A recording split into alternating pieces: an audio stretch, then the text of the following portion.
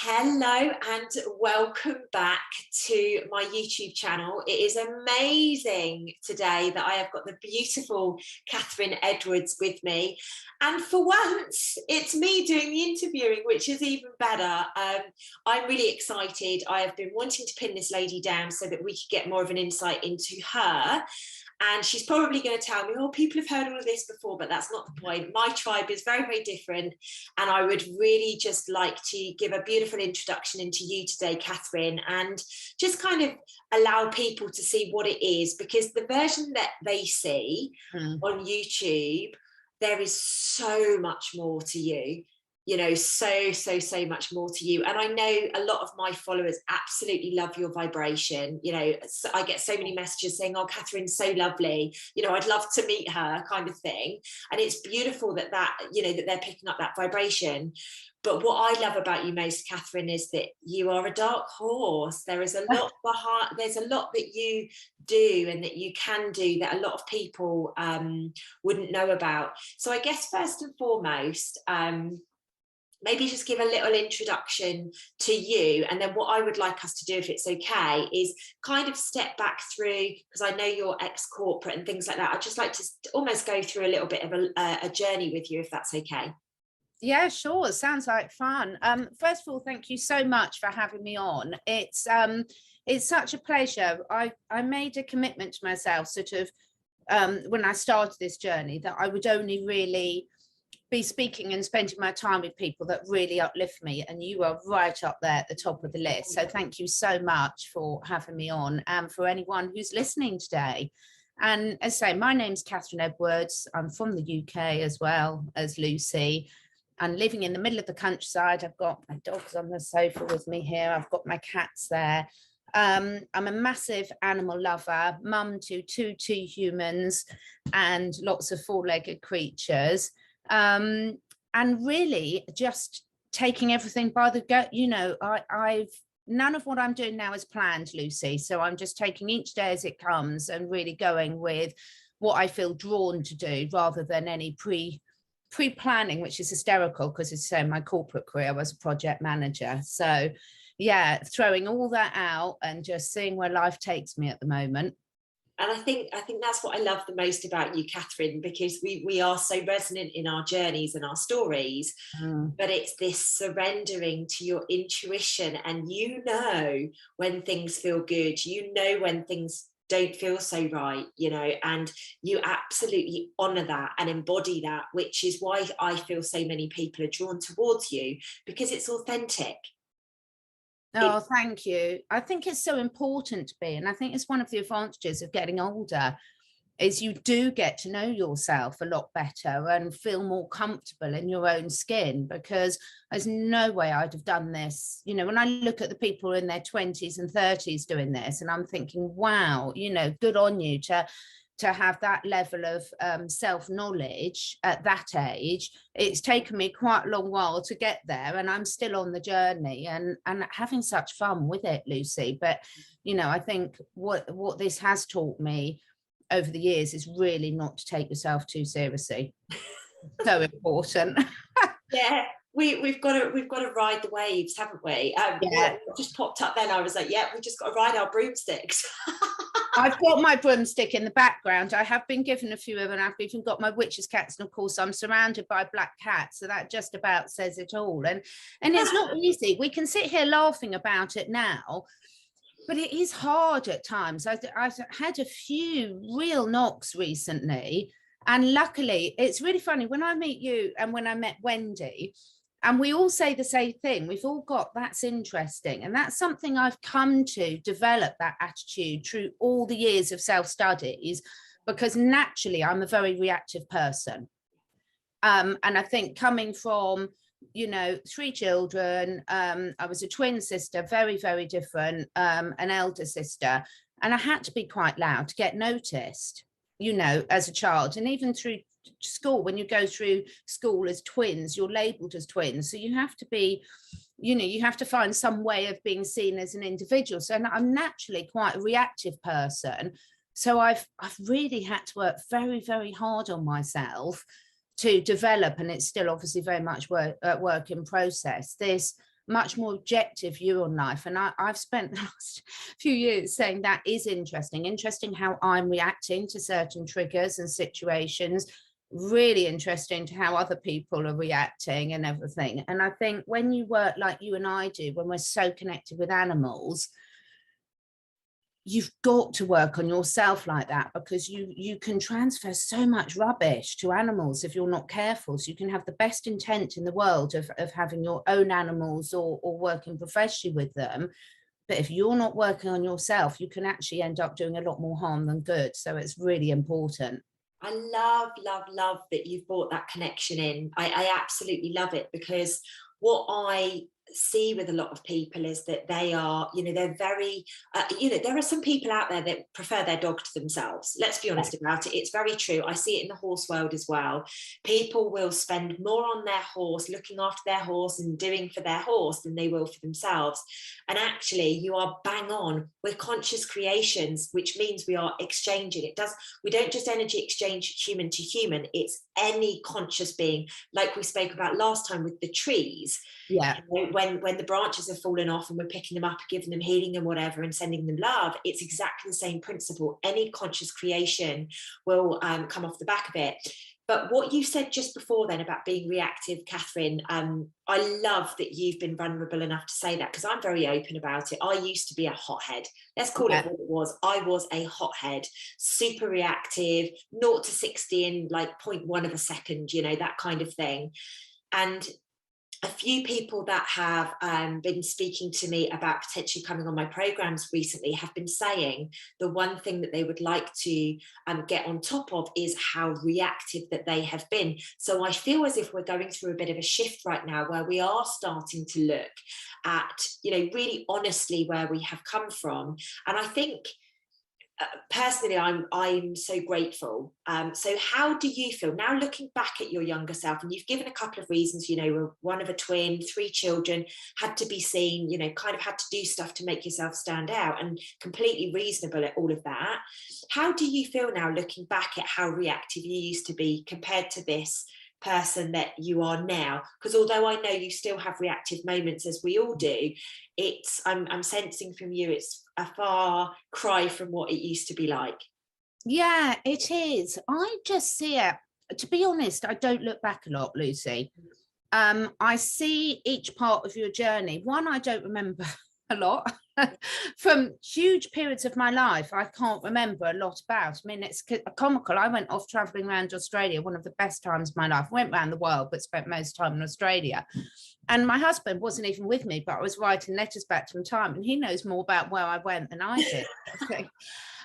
But when I look back, what I find really interesting, when it really reminds me, is my family, my close family. I'm not talking about my children, my sisters, my parents, etc. Other people who've known me for a long while. What's really interesting, Lucy, is an awareness that they don't see the new me. They've just got programmed in the old me. And that's very stuck. So, once you've got a label, it's really difficult to drop it. Wow. With a lot of people. And it's funny, I had a situation with a family member a few months ago, and it was hysterical because they reacted so extremely, but their criticism was about me being reactive. And I was just sitting there calmly, and it was like a comedy show, because I could see it and they couldn't see it at all. They couldn't see that everything they were blaming me on was where they were at now. And I'm just not that person anymore. So I don't look back on it really and think wasted years or anything like that, because I think it was just all part of the journey of where you are and where you need to be. And if you came out of the womb knowing everything, it would be a pretty boring life, I think. Oh, it would. It really would. And I love that you intuitively, so I've done a post on one of my Instagram accounts this morning, my business account, all about deleting the old version. Right. Oh, how funny. Yeah. You're just tapping into that. So thank you for doing that. That's amazing. Cat. Oh. Yeah. Oh, I can see the pony in the background as well. Yeah, they're coming out. They're going up to their other field and everything. Oh, got someone helping me, so it's just lovely. It's just gorgeous. So if I'm looking around, just checking she's getting past the house properly. But it's an interesting one, isn't it? About how how people do it. And it's so funny because if you were to ask my sisters, or my mum might have changed recently because I've spent a lot more time with her since my dad died. Yeah. But it's so funny, you know, my mum said to me on those occasions, "Oh, no one can change their personality," and I was like, "You absolutely can." Wow. And I have, but I even notice it with really old friends and everything. It's interesting, and it makes me realize how many people are really not present with other humans, animals, nature, because they're still stuck in the past. So they're not really interacting on where you both are right here, right now.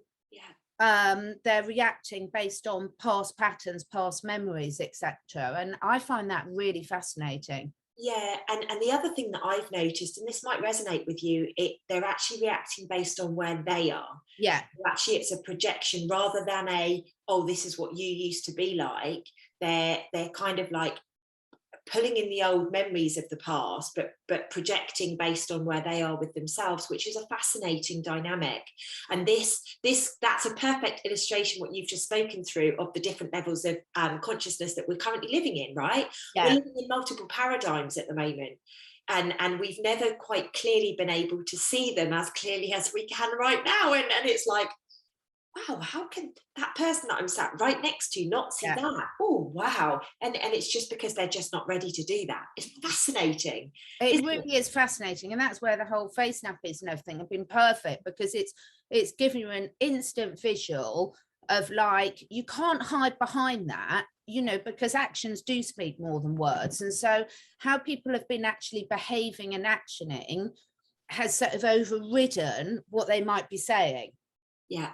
And that has just been really, really helpful, I think, but quite painful as well, because people that you might have thought that you had a lot in common with come into that realization that at a core values, you're actually on different pages. Is quite interesting. Yeah, the last 2 years have been, you know, because we're just stepping into the 2-year mark now, isn't it? Yeah. Here in the UK anyway, we got locked down, and the last 2 years have really shown the people that are determined to evolve and the people that are determined to cling on to the past. That's kind of the split I see at the moment. And it's not necessarily, I don't see it as good, bad, or ugly, because if we'd all gone at the same time, there probably would have been riots. Yeah. Rather than protests and stuff, there probably would have been riots. And I do trust that it is divinely orchestrated. However, when we then look at that from an animal perspective, because the animals are going through the same shifts as us, right? Exactly. They really are. And this is what I love about you, because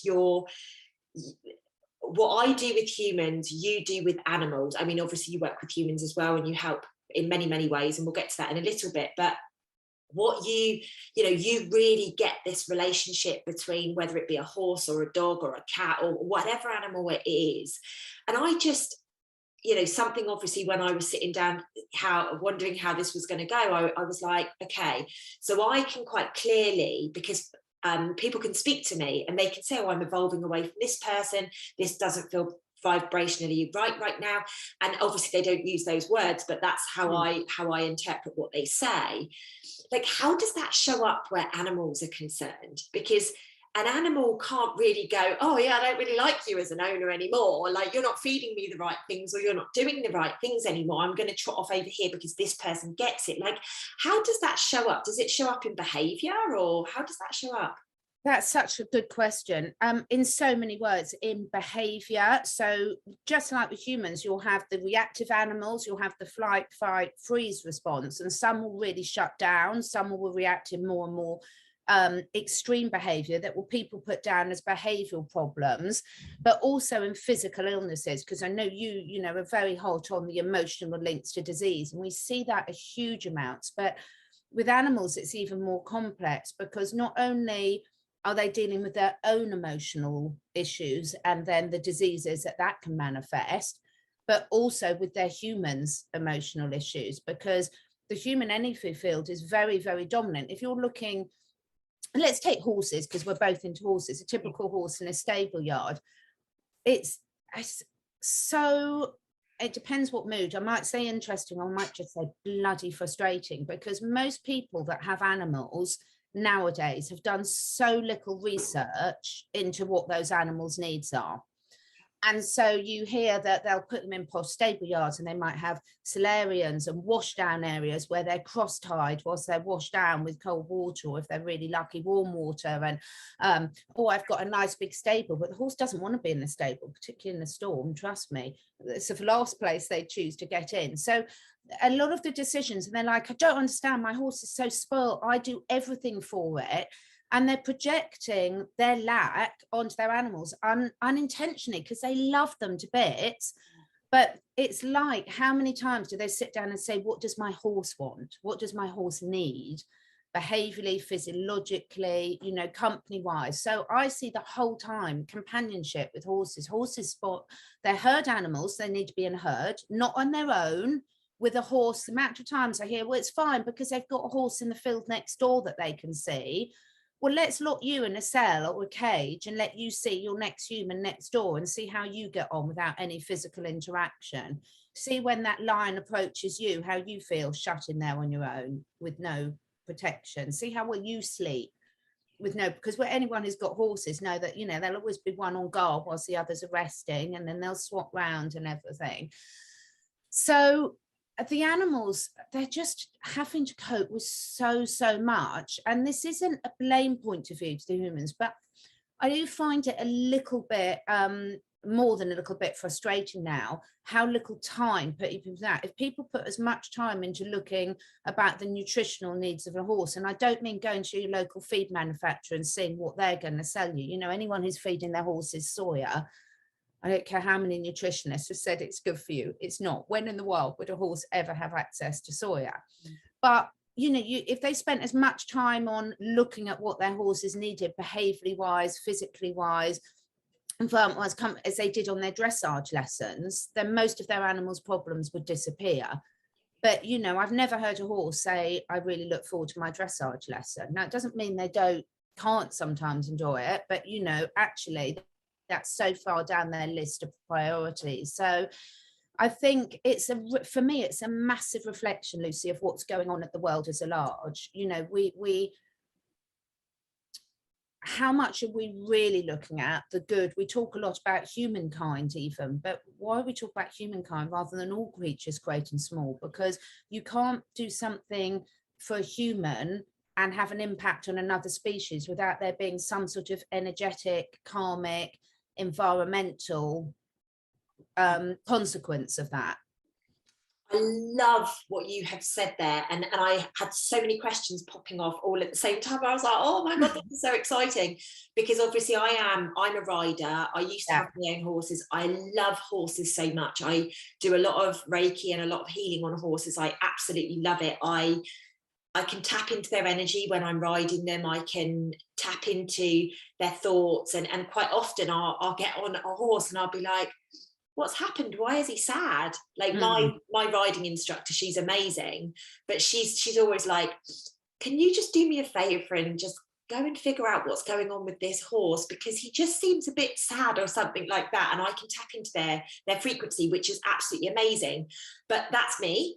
Yeah. And obviously me and you are very aligned with this. So to somebody out there that has got a flighty horse, for example, you know, pretty well behaved in the field or in the stable or whatever, but maybe when they get on it, it's a little bit crazy or something like that, where would they start in where to begin to maybe bring some more peace into that animal? Or it could be a cat, or like whichever animal you choose.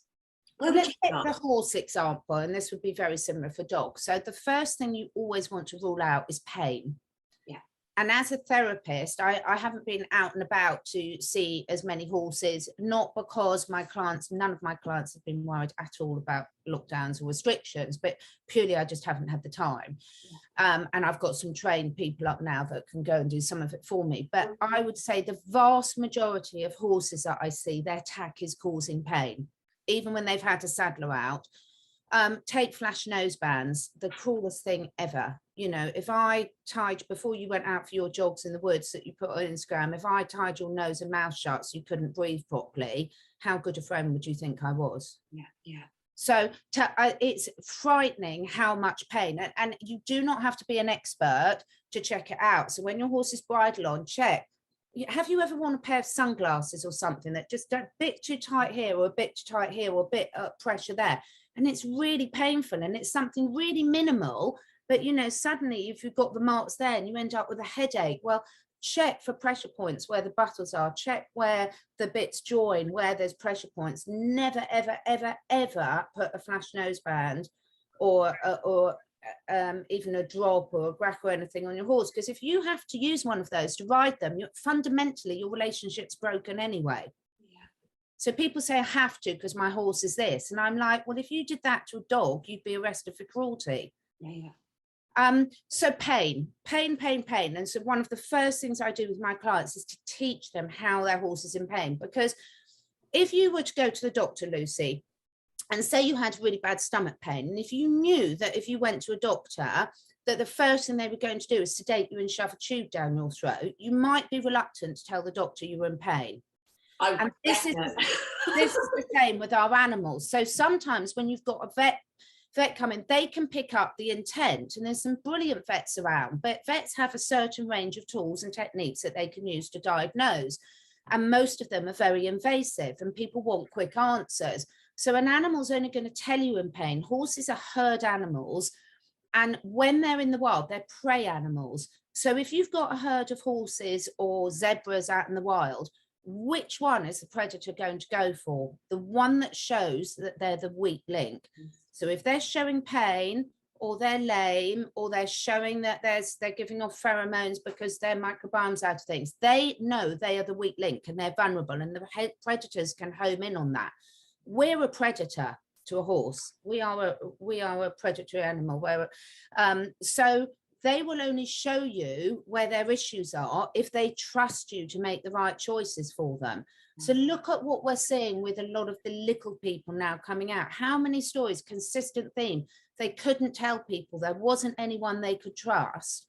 This is what our animals do. Are you going to listen to them? If your horse is behaving like that, it's either pain, it can be nutritional deficiencies as well. So if you've got mineral imbalances, deficiencies of certain vitamins and minerals, that can affect the way your nerves fire and put you on high alert. So, you know, most people know that if you give a child orange squash or Cocoa Pops, they're going to be a bit hyper. Exactly the same with our horses. But also, if any animal, whether it's a human or other thing, is missing certain key nutrients, then their body's in a natural state of stress. And it also can be how safe they feel with the person on them as well. You know, how safe do they feel with that? Are they being taken away from their friends? Are they comfortable where you're riding them? Because horses should be allowed to react. And most horse riders nowadays, they expect their horses not to react, but they're a prey animal. You don't want to be on a horse that's so shut down, it's not relaxed into their environment. So you want them to react in a non-extreme way and to come down. So just like a person that's chronically stressed, and you and I know all about this because we've both been there, done that, got the t-shirt. When you're chronically stressed, your adrenal glands do not shut off quickly. Absolutely. And that's the same. If your horse is reacting to stress quite extremely, you know there's an adrenal imbalance, and that can be caused by loads of different things, some of which we've mentioned. And so therefore, you need to be honest with yourself and say, my horse is in a chronic state of stress. Now I've got to work with someone to work out what is causing that. Is it pain? Is it nutrition? Is it environment? Is it the type of work I'm doing with them? You know, etc. Because again, you know, let's take dressage, and I'm just taking this as an example, people, so don't jump in and think. I'm not saying every horse hates dressage. I'm not saying that. But horses are not designed to go in. It's like I used to be a gymnast. Gymnastics up to a certain level is good for you. Then when you start pushing your body too much, it starts breaking. It's the same with our animals. They're designed to move in certain ways. And anytime you as a rider are putting your horse in an outline, how often do we hear that? Well, I'm not running along with you, Lucy, and putting your head down when you're jogging and shoving your bum in, things like this. I'm letting your body find its balance. Yeah. But we think as horse riders that we know better, and we should find their balance for them. Oh, how interesting. Yeah, Disaster. that's really, really fascinating. And I can imagine lots of horse riders out there will be being triggered to Very the max triggered. right Yeah. now, because, but it's good that we're having these conversations. And like Catherine said, she's not saying don't do it. What she's saying is get your horse as comfortable as possible, so when you ask it to do it, it's got this relationship that it's going to trust that it's for a certain period of time or whatever. Because that's what it boils down to. And I love the fact that you brought in the children as well, because you're bang on, Catherine. We've gone through a period of cleansing on the planet where children are going, this happened to me, that happened to me, the reason I didn't speak is this is why I couldn't open my mouth, I didn't feel safe. And you're absolutely spot on to bring that into the animal world. Absolutely spot on. And it actually begs me to ask another question.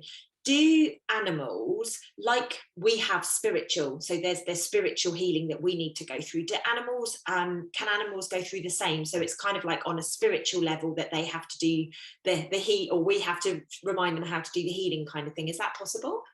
Absolutely, really, really possible.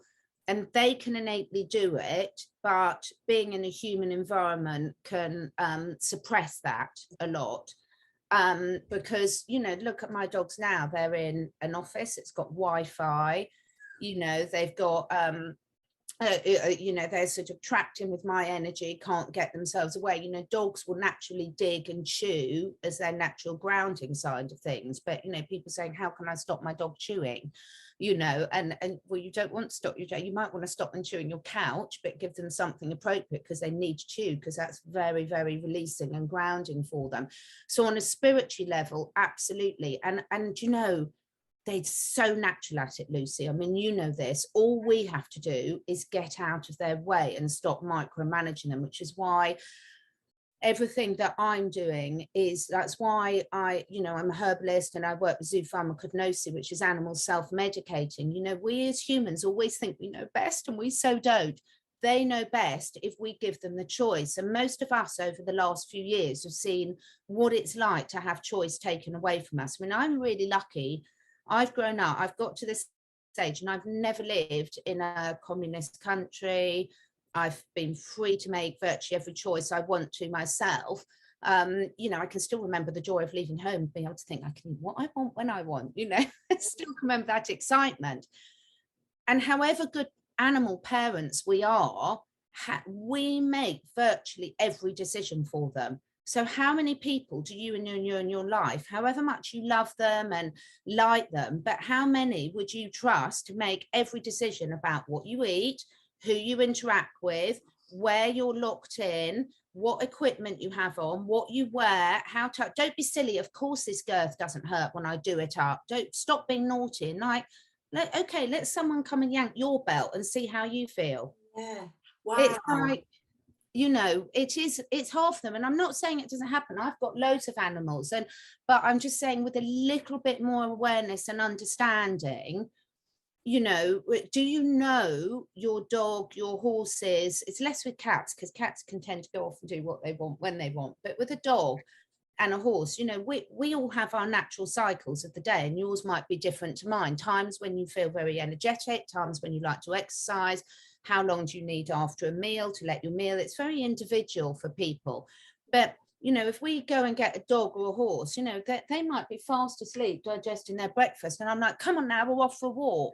And then they're like, my horse is being rude, it won't let me catch them, or it's slow coming in from the field. Well, it was deep in its meditation, whatever you want to call it in horse world, and you've decided it's got to come in now, wake up straight away now, bang, bang, bang, bang. That's like you sitting there and be halfway through your medication, and me coming and putting a lead around your leg and dragging you into a spinning class. Yeah. You might not be ready for it. Yeah, absolutely. I love that perspective, Catherine. I think a lot of people are going to be like, oh my gosh, this is just such an interesting conversation, because it is for me, because I often, I'll always, before I ride, I tend to go down and just make sure I give him some love, and I give him a little, I have a little bit of not a healing session per se, but I connect in with their energy, and I'm like I'm your friend. If there's something that you've got to show me, and we'll work together on this. And it's something, because that's what I do with myself before I go and run or whatever, and I connect and I say, bring me whatever signs I need. It's actually very beautiful that I have the time to do that with the animals. But how many people would even think about that? Because I just do it intuitively. Yeah. I don't consciously think, oh, I need to go there to make sure the horse is ready, to make sure he or she knows that it's time to like G up and we're going to go for a ride or whatever. I've never consciously done that. I've done it intuitively. So let's say, for example, somebody out there is watching and they've got horses, or maybe they work at a stables or something like that. How can they do the best for the horses in that situation, so that they can prepare them, or maybe even dogs or something like that? Yeah. You know, how can we as humans, obviously you've mentioned working on yourself is an absolute must. If you want your animals to be peaceful, clean your own energy field up so that when you're exchanging energy with them, they don't pick up your stuff, it's just their stuff that they need to deal with, which I think is very, very fair. What other tips could you give us so that, you know, we do make the horses experience the best, or we do make the dogs experience the best? Like what can you suggest for us? Well, perfect that you've covered that bit of clearing your own energy field, because that's so important. The second thing I would say is, remember, you're meant to be having a two-way relationship with that animal. So any conversation is not about me telling you what I want, Lucy, and assuming you're going to agree with it. No. I mean, can you imagine how you and I, with our personalities, would react to that? So being really honest with you and saying, are you going and interacting with your animal and having a conversation? Are you asking for permission? I like that. So, you know, how often do people come up and go like this? Now, I'm not someone, I don't want to be touched by strangers, thank you. You know, I'm quite sensitive about who comes into my energy field and everything. So don't assume, ask permission. And if you can do it out loud, you can do it in your head, but listen to the answer. Don't just say, I've asked permission, and go and start doing. How many times did we do things to our animals rather than asking them and having it as a two-way conversation? And just by doing that, you will transform your relationship. So when you go up to your horse, say you're in a traditional yard and you might be going up to get your horse from the field or from a stable. Hi, is it all right? Can I come into your space? Nice. Because when someone comes to your door, do you expect to open the door and then just to barge straight in? Or do you expect to say, is it all right if I come in? And you might say, hang on a minute, I've just got to put some clothes on or do this. So is it all right? And if you're sensing a hesitation, just wait and let them, because sometimes they'll be in quite a slumber or something like that. And then the other thing I would say is the people that are the best with the animals are almost the ones that know the most. Now, I'm contradicting myself a bit there, so about the research about knowing, for example, if you've got a dog, it's your job to make sure you understand what dogs need to eat. And if anyone thinks that you can pick up a brown biscuit out of a bag for a cat or a dog and keep it healthy, you're deluding yourself, I'm afraid, because I don't believe there's a single listener that's listening to you that really believes that. Might be convenient for them. So the first thing is asking permission, and each thing you're doing. So if you're going to groom your dog or your horse or your cat, is it all right if I brush you? And watch for their reaction. And have that conversation. But if you're going to have that conversation, you've got to be honest with yourself and say, am I going to respect a no from them? And if you're not, you've got to be honest with yourself about what sort of relationship you are building with that animal. Yeah. And be honest with yourself, because you can't fool yourself. I mean, there's a lot of people I refuse to do communications with because I know they're not going to honor what the animal says. And I'm like, you know, if I say, like, I'll take my husband, I'm always using him as an example. If I explain to him why it annoys me so much when he leaves his clothes all over the floor and I know I've got visitors coming, and he still does it, then I'm really pissed off with him, because I've explained how it affects me, why it's important to me. And if he doesn't come back and explain why it's important to him, he leaves them in a pile on the floor, then I expect him to take my feelings into consideration. But if I don't tell him it annoys me, I can't expect him to know. No. And this is what I'm saying. So if your animal is saying, no, not today, or no, I'm not this. So classic example is riders today, because of the lifestyle a lot of people are pretty obsessed with riding in a school. Now, a school is a really hard environment for most horses. It's all right as part of their exercise regime, but not as a huge part of them. A horse is not designed physiologically to be going around in circles. They're not. That's why when you put them in the sea, they can only swim in certain lines. They can't turn directions.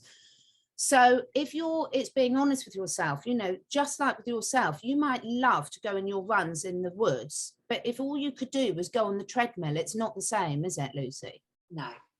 And animals need to be out in nature. So the most important I think do is being really honest with yourself, but gentle with yourself as well, because you won't be able to change everything straight away. But just having that honest conversation with your animals and saying, look, this is how it is at the moment. But actually, I'm picking up that you do need some friends to go out with. You do need a yard that can give you turnout. You do need to think. I mean, no horse, I don't care how posh your stable yard is, you cannot keep a horse healthy if it's spending most of its time in its stable. End of. Their digestive system doesn't work properly if they're not moving, their lymphatic system. Now, you can keep a human alive on a bowl of rice a day and they could live to 70. But that doesn't mean they're thriving emotionally, physically, or spiritually. And the same is with our animals. So just because they might look shiny doesn't mean that that's acceptable. Yeah. So I think, first of all, clear your own energy and start to have an honest conversation, and be honest, because if there's things you can't change at the moment, tell them. Yeah. I love that. I absolutely love that. And actually, something that popped up with me is when I used to have my own horses when I was younger, I always used to say to my horse, like you would a child, I'm going to be riding you in 30 minutes. Not because I knew what I was doing. I certainly had no clue of what we do now back then. However, it just felt right because I needed to be prepared. If I needed to leave the house at a certain time, I needed a bit of time so that I knew, like being told 2 seconds before you're leaving, right, come on, we're going. It sends you off, doesn't it? And I love that, Catherine. So preparing, like, treating the animal as if it is your brother, your sister, your mother, your father, like your child. Absolutely. So for example, for me, when Vicky or we would go and get the horses and they're going up to their other lovely, gorgeous field for the thing, but this is their time for resting, but this is the time she's got available to come and work for me. So what we do is when we go and take them up, so go up to them and sort of say, look, would you like to go up the other field? And they love it up there, so they've never so far said no. Okay, we're going to go now, is that okay, sort of thing. And if they need a bit of time to wake up because they were deep in slumber, because mine get their herbs in the morning and then they'll go out and rest and be quite having their zen time, then I don't just shove their lead rope on and yank them. But when I do, and don't get me wrong, I'm not perfect, so I've mentioned this on other videos, so I'm really bad at, say, listening to stuff when I'm out walking, because there's so much interesting stuff I want to be listening to. But if you've got an animal, if you're lucky enough like me with some of my animals, and Romeo, one of my horses, if you're lucky enough to have an animal that's not shut down enough to give you feedback, count that as your biggest blessing. So if I'm pulling him too fast, he'll be like, no. And most people say, stop it, that's rude. You're like, no, I was rude. It's all right for me to pull him, but it's not right for him to pull me. Yeah. Come on now. And I take mine out for herb walks a lot, browsing around the hedgerows, because there's so many amazing herbs and they know exactly what they need to rebalance themselves. So for me, expecting them, you know, how many horse owners do you know, Lucy, that say it's rude if your horse eats when you're riding it? But that's like you taking them into the best apothecary of medicinal herbs and them knowing exactly what you need and you preventing themselves from putting them back in balance. We're the rude ones. So now I understand you can't let your horse eat the whole way around and they do need exercise as well, but is there a compromise you can have? So I teach people how to offer herbs. So if you can't take your horses to nature, bring nature to them. Yeah. You know, so there's always a compromise. There's always something, how small, like I'm just getting a new rescue cat.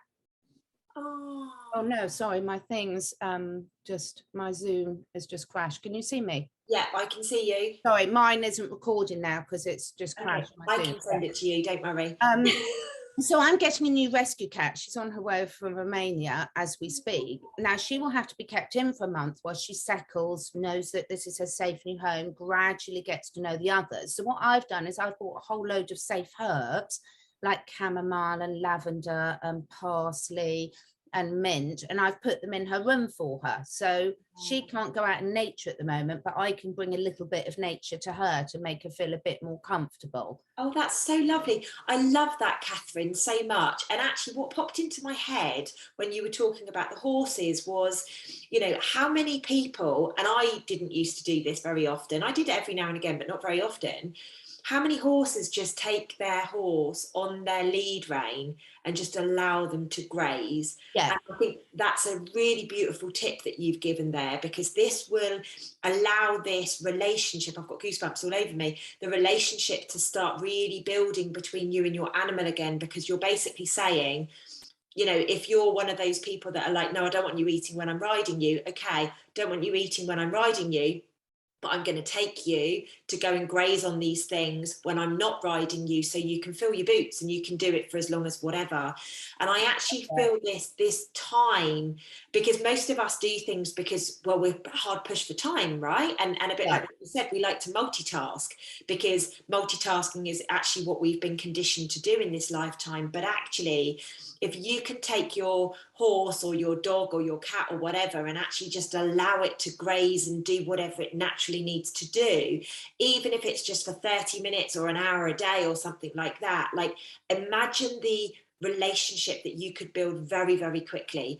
Because if Yeah. you look at the dynamics between a child and a parent, as soon as that parent sits on the floor with their child and gives them their full attention, the child's behavior changes, right? Absolutely. And it's so beneficial for you as well, because I promise you, you will get just as much out of it. So we're not saying don't ride your horses, absolutely not. And a lot of the horses love to please their humans. They love it.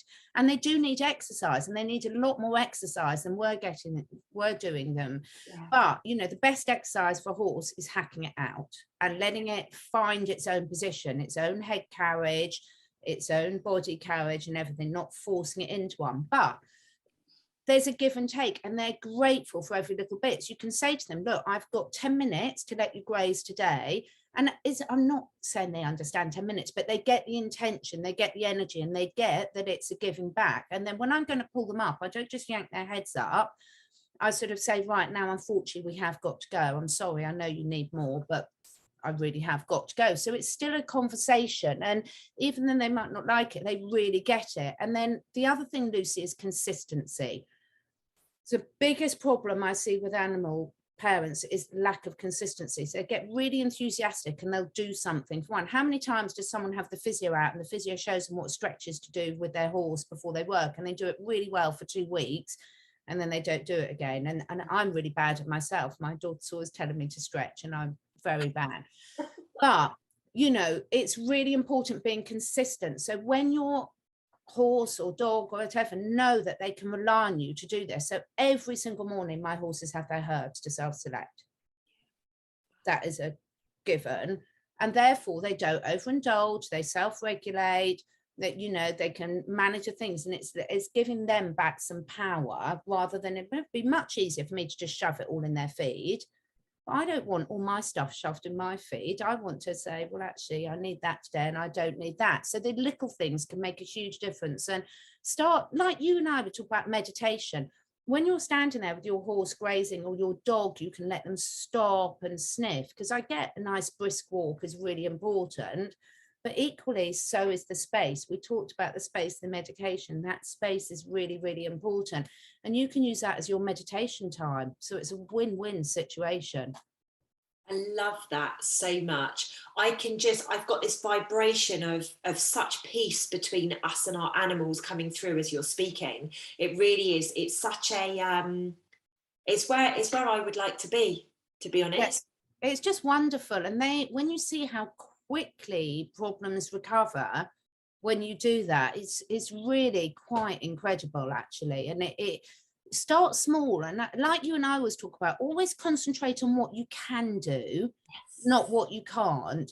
So you do need to, Louise Hay always used to say, you know, if you're sprinkling in your house, you need to get around all the rooms of your house, but it doesn't necessarily matter unless you've got immediate problem which room you start in. But if you've got visitors coming over to dinner, you might want to start in the dining room, you know, because that's going to be where they spend time. And it's the same with that. So, you know, you need to look at your animal's diet, their environment, the chemicals you're using, their social interactions, their stress levels, their choice. But start where you can, start where your priority is and their priority, and then slowly just go around all these areas. And it's an ongoing process of gradually making little changes, and you just get so much benefit out of it yourself, because actually it takes so much stress off the humans, Lucy. Yes. Because they know deep down that there's a reason their animals are reacting like this. They know, but they don't know what to do about it. And so suddenly when you sort of say, well, let them tell me what they need to do about it, such a weight off your shoulders. And you are a rarity, Catherine. You know, it's not as if you are on every street or whatever to be able to help people. You know, Yeah. the work that you have done to get where you've got, particularly with animals, is it's so impressive, because some people, you know, they'll kind of like do half a job and they'll get the nutrition bit, but they won't bother about like the other elements of it. And I think it's very, very, very impressive. You know, you are a woman of many, many talents, and it is just, it's so inspiring. It really is inspiring. And I know a lot of my listeners will be blown away by things that they would never have even comprehended. And I've just got one more point I'm going to ask you before we start talking about how people can, you know, reach out to you and things like that. The last month, so during February, I've been working with the humans all around language. So in my 12-month program, the 9th month is all around, you know, what words you should be using. And when you were speaking, I feel it's very, very appropriate to be doing the same with animals. Because I've challenged the people that are on my 12-month program to look at what they're calling their partners or their dogs. And some people were like, oh, I call my dog little shit. And I'm like, okay, and how does that behave? How does your dog behave? Well, it's a little shit. That's why I've called it little shit. Ah. And then they're like, oh. So the person that I'm talking about now, she went off and renamed her dog her love bug or something like that. Yeah. And all of a sudden it's become loving. It wants attention. It's playful. And I just really like your opinion on that, Catherine, because for me, it makes so much sense. It makes so much sense. Now, I must have to say, I have been guilty of when people say, what's your husband do? I sort of say, fuck all, as a joke, just to shut it down. So I must say, I'll put my hand up. I'm much better at doing this with my animals than I am with my husband. Luckily, he's really tolerant. But it's so, so important. So how many times do you hear people saying, it's lazy, whether it's a dog or a horse? How do you say it's sluggish, it's grumpy? There's always a reason. And when you change it, it's like going right back to the start of our conversation. When my sisters say I'm a hothead, it really pisses me off, because most of the time I'm not now. Yeah. So I would say be really cautious and just watch how it changes. And also when you say thank you to your animals. So I am really, really lucky. My Romeo, my New Forest pony, I got wild off the New Forest as a 4-year-old. He is my best teacher. Absolutely love him. Anyone has the opportunity to get a wild pony, the best teacher you ever have. Now, he doesn't let me get away with anything, Lucy. So when I'm rude or disrespectful, like I'm talking on the phone when I'm with him or something, he will let me know about it. The other day, I was rushing to get in on an interview, and it was pouring with rain, and I wanted to be vain and put some makeup on and do my hair. So I was like rushing, putting his rug on, and he didn't really want a rug on. I wanted him to have a rug on because it was awful weather, but he was saying no. And I didn't listen to him, and he bit me. And he's never bitten me before. It was 100% my fault, because he told me he didn't want a rug. He told me to stop rushing him because this is a special eating time. he knew I was being really rude and I prioritized something else, and he did it. And I just laughed and I was like, thank you. Yeah, I really deserve that. Wow. Because I really did. I'd been so rude to him, and I'd have done the same back. If someone had said that to me, I'd have done the same back. So language is so important. And when you've got people that can pick you up on it, it's so, so great. So my daughter's brilliant at picking me up on it. So we've got a 16-and-a-half-year-old dog that my husband's just walking around now. And my husband loves going slow with her and going things. And I'm a bit like, oh, come on. Because I'm a, and he's corporate in us. very zen. And it's so mean. So I think language is brilliant. It costs you nothing. Most of the stuff we're talking about here costs you nothing. And remembering to say thank you when they give you feedback, because if they think you're listening, suddenly they'll make your life so much easier, because they'll tell you more and more and more. And I tell you, initially you might panic you because you think, oh, I can't change them being on their own that much because I really can't get another dog at the moment. But they will plant the seeds and you'll think, yeah, but I could go out for a walk with my friend and their dog. Yeah. Or I could do a swap. And it will just, even though you might go into panic, I don't know the solution now, it will come to you. So just sit with it and just think, what little change every day can I make for the better? I love that, Catherine, because it's the absolute model that I share with people.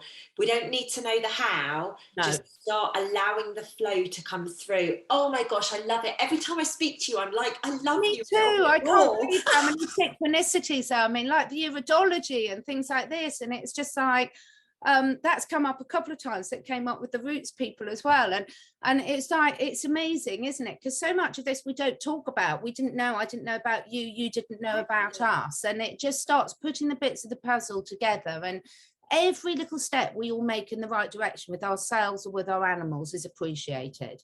Absolutely, we're creating new earth. Yeah. Now, on that point, Catherine, you do iridology on horses, which is freaking amazing. I love that. You're a therapist, but you also work with herbs and things like that, don't you? Now, I think you said that you're not actually doing the therapist side of things at the moment. So if people are listening to you and they're like, oh my God, Catherine, I need you in my life, like, how can they get in touch with you, or how can they, figure out if there's something or someone that they can work with from your community to basically help them? Because I do think a lot of people probably require your services, even if they don't know it at the time of us filming this. Yeah, well, what I'm going to do, there's two things. So I've got two websites. I've got the Catherine Edwards Academy, which does explain what the different therapies are, but it's mainly my teaching site, because I've got loads more courses I'm trying to free up some time to do and not doing very effectively.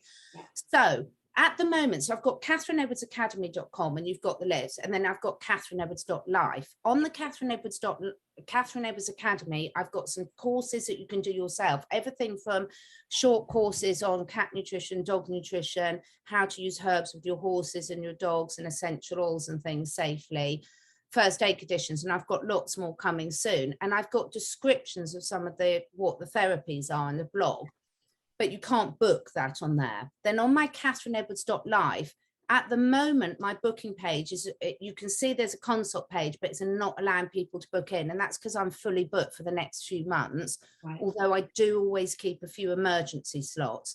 But I do have some really good trained iridologists that are also very, very good in the other healing modalities and all the things we've started, because I teach an equine iridology diploma. So I can normally, if I'm not available, so what I say to people is, if at the moment you can't book automatically, because I've had to shut it off because I've just booked up for the next 3 months.